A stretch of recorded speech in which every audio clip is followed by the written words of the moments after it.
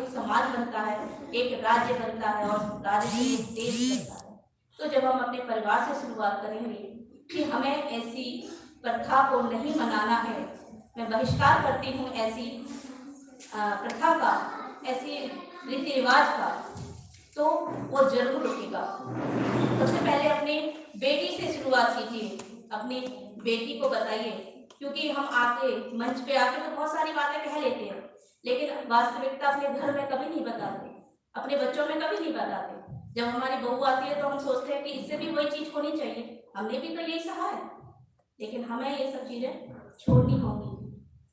तो क्योंकि उपाध्यक्ष महोदय मुझे बार बार इशारा कर रही है और समय का काफी अभाव है, तो फिर भी एक छोटी सी बात, एक छोटी सी कहानी 2 मिनट की मैं आपको सुनाऊंगी, क्योंकि मेरा काम है सामाजिक कार्यकर्ता हूँ और गांव गली गली जाकर महिलाओं को विशेष करके जगाना का काम है मेरा।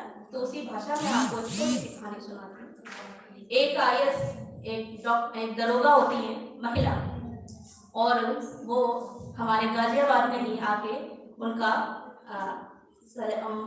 थाने में इंचार्ज हो जाती हैं, ट्रांसफर होकर आती हैं गाजियाबाद में। तो क्या होता है कि उनके थाने के सामने ही एक ज्योतिषी बैठा होता है, एक तोता लेके जो बताते हैं भविष्य। तो वो उससे कहती है तुरंत ही आके कि भाई तुम यहाँ से हटो, यहाँ क्यों बैठे हो, यहाँ तुम्हारा कोई काम नहीं है, तुम अपने लिए कोई और जगह ढूंढ लो। तो कहती है, वो कहता है उनसे कि मैडम ठीक है मैं तो चला जाऊंगा, कोई बात नहीं, आप मुझे 2 दिन का समय दे दीजिए।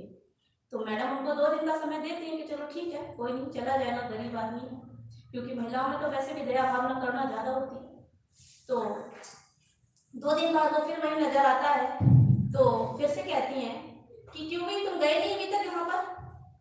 तो वो कहता है हाँ मैडम, मैं तो जा ही रहा था, लेकिन मैं आपको कुछ बातें बताना चाहता था आपके बारे में, आपके भविष्य के बारे में, इसीलिए मैं रुक गया।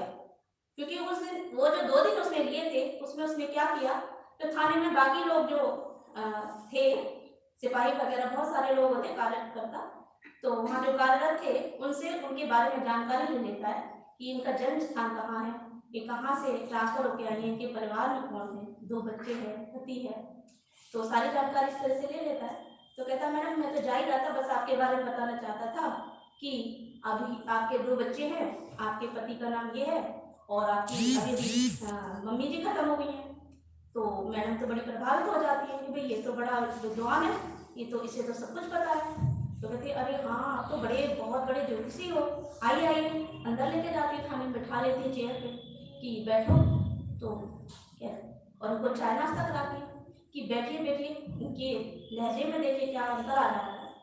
तो फिर कहता है कि आपके यहाँ तो एक कुतिया भी है, आपके पति की बहुत प्यारी है वो। तो वो कहती हैं कि हाँ क्या करूँ, मैं उससे बड़ी परेशान हूँ, उसके लिए कोई हल दीजिए, मेरे पति उसे बाहर नहीं निकालना चाहते। तो वो कहता है कि नहीं मैडम, वो जो कुतिया है ना, उसमें आपकी मम्मी की आत्मा आ गई है, अब उसको बाहर मत निकालना। कहती है अच्छा, क्योंकि पहले ही उनका ब्रेन वॉश कर दिया था। तो वो अब जब भी जाती है अपने घर, बच्चों से कहती, पति से कहती है मम्मी को खाना खिला दिया, मम्मी को पानी पिलाया, मम्मी ने आराम कर लिया। तो कई दिन तो ऐसे चलते रहे, लेकिन रोज रोज जब ऐसे पूछ रही है, तो एक दिन उनका बच्चा है, उनका पति पूछ ही लेता है कि आखिर क्या बात है, कल तक तो मतलब ये तुम्हारे लिए बड़ी दुश्मन थी, ये तुम्हें बहुत बुरी लगती थी, और आज तुम इसे मम्मी मम्मी कह के। तो वो कहती है कि बताती हैं अपने उस अनुभव के बारे में। तो फिर अगले दिन फिर इस तरह से जाके पूछती है कि मम्मी ने खाना खा लिया।